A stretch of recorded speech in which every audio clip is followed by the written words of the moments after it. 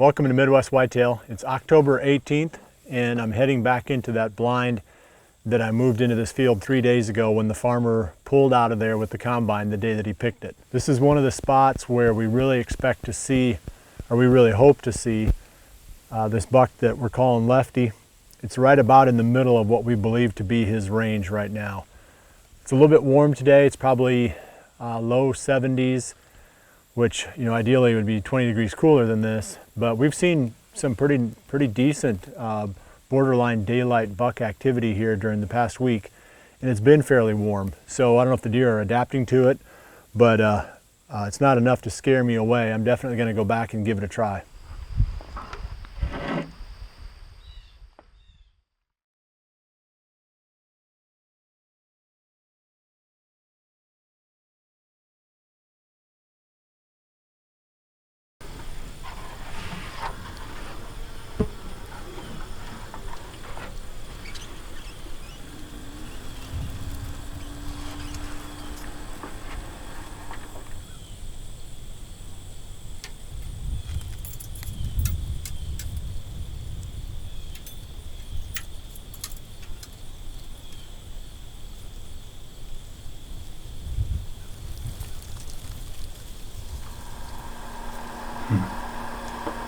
We were both wrong.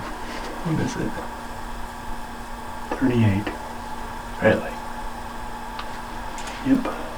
So anything that's walking on this side is going to be about 35.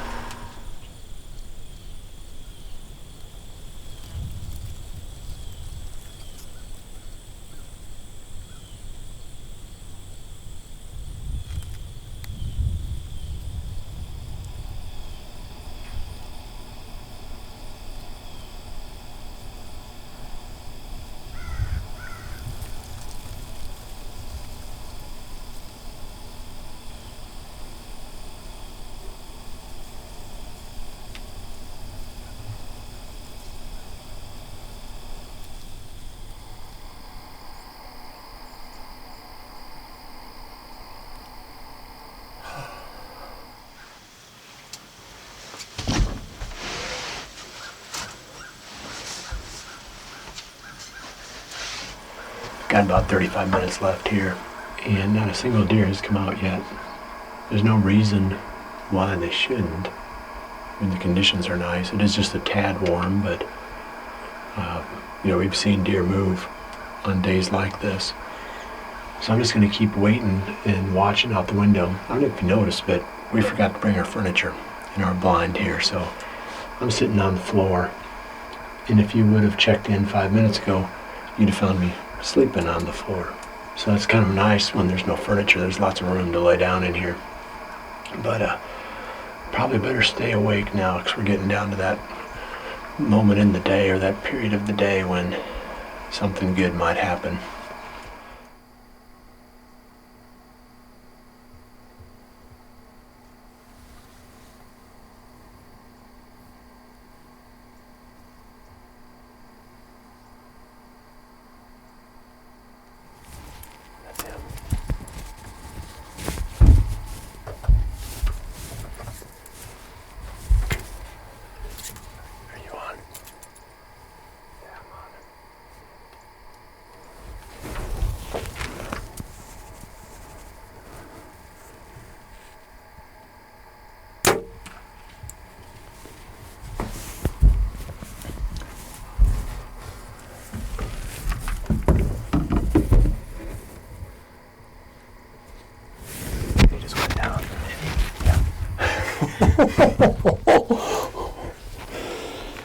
We were just talking about how much time we had left, and we figured we had about 10 minutes left. And we hadn't seen a single deer on this field. We saw 2 does across on the other side. And Zach looked out and said, "There's a deer." And I looked out and said, "Well, that's him." I mean, it was Lefty.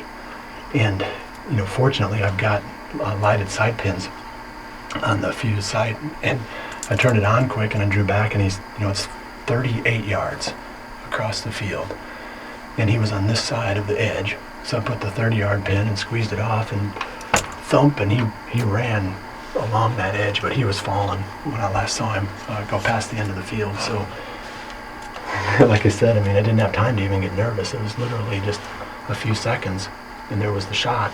But now it's starting to catch up with me. I'm shaking a little bit now, but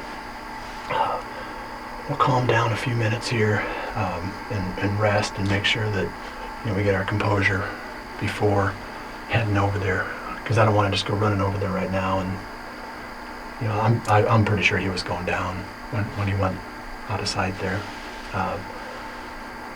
So that was pretty exciting. Like I said, hopefully we got him. I mean, I'm itching to go over there and look, but I'm pretty sure he was going down. So we'll give it a few minutes and then we'll go take a look.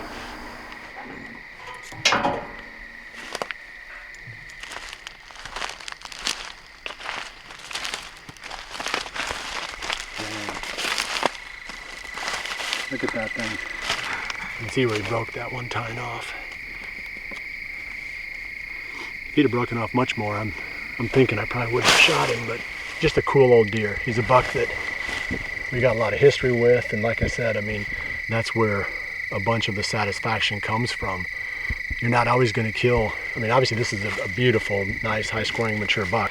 You're not always going to kill bucks with big antlers, but if you kind of keep track of the deer that you're hunting with trail cameras and filming the way that we do, you can get a lot of history on the deer. And that way, you make it more of a personal quest when you go after them. And when you finally get him, there's a lot more satisfaction involved. So he's a cool buck. Couldn't be happier. He was the #1 target going into this season. Here we are on the 18th of October, and he's already dead. So a lot of things kind of fell in place for us today to make this happen.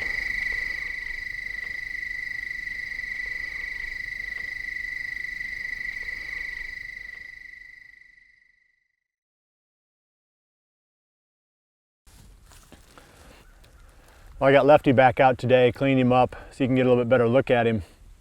I want to talk real quick about the history that we've had with this buck over the past 3 seasons now. If you go all the way back to 2013, we think he was a 2-year-old at that point. So that would make him 5 years old now. He showed a lot of potential then, but obviously it wasn't a deer that we were targeting or anything like that. It was just a deer that we noticed.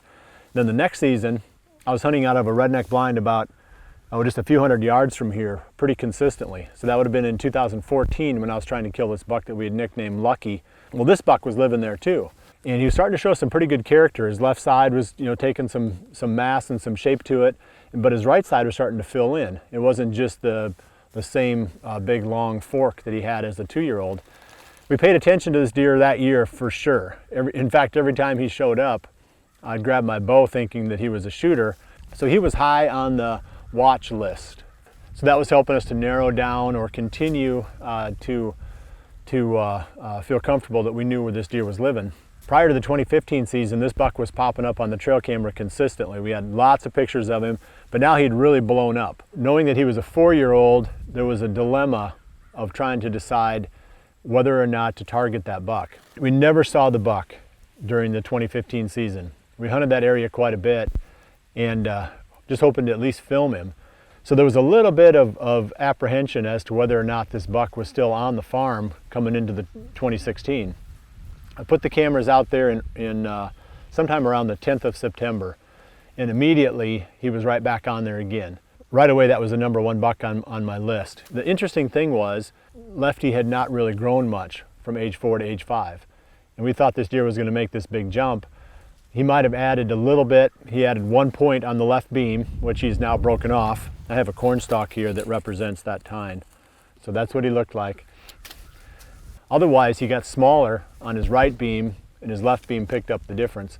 I spent a lot of time running cameras all over the areas where I thought that Lefty might be living. And I never picked up pictures of him except in 2 spots. Right back over there by that redneck blind. And then there's another cornfield behind me, another little small 1-acre cornfield. And we ran camera over there. You move cameras around and you try to find the boundaries of a buck's range, but to the extent that we understood where he was living, this was the middle of it. And as it turned out, I mean, it was a fluke, of course, that he was the only deer out. 5 minutes left, 10 minutes left of legal shooting time, he popped out. And we were thinking about packing up and getting out of here because it had been such a slow evening. It turned into a pretty fast evening in just a few moments' time there. I shot this buck on October 18th, and I've only killed a very small number of mature bucks in October, or at least this early in October. Normally, it just seems like it's hard for me to get these older bucks on daylight patterns in October. And everybody talks about the October lull, and biologists will say that it doesn't exist, but you know, for sure, the majority of our bucks go underground during this period, anywhere from, gosh, all the way through the first 3 weeks of October, it seems. The lull is not just daylight movement. I think the lull is just the bucks aren't moving hardly at all.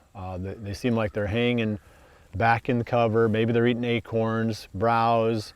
You know, if anything, this hunt has taught me one good lesson is you never take anything for granted. I never would have expected yesterday when the hunt started to play out that we were going to kill this buck. It was warm and still, and he was the only deer that came out. Normally, that's not the case. This guy was the first one out and the only one out. There's no such thing as always or never. Once in a while, you're going to get these bucks that defy the odds. So you never know. You got to put your time in.